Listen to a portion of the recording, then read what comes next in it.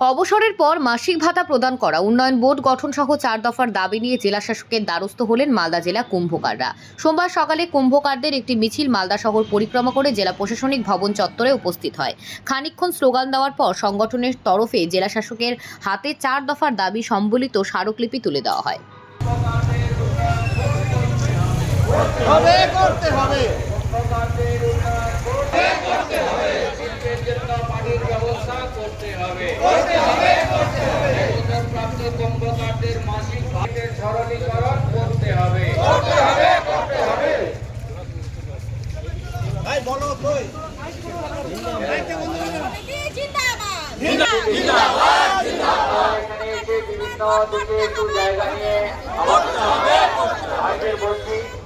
আপনারা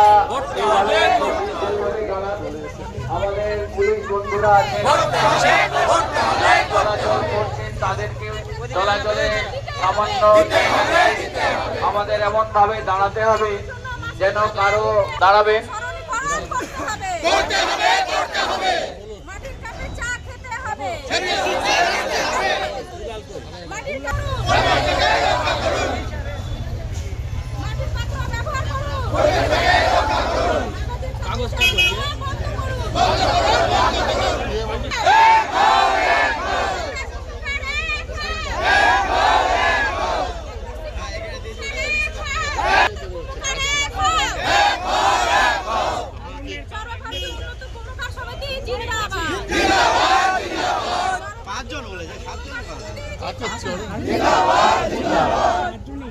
আচ্ছা কাগজটা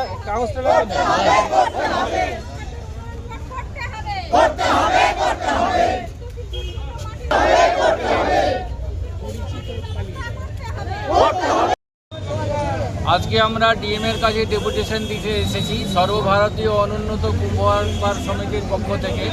এই কার্যক্রম আমাদের সারা পশ্চিমবঙ্গে আজকে একই সাথে সব ডিএম এর কাছেই ডেপুটেশন দেওয়া হচ্ছে।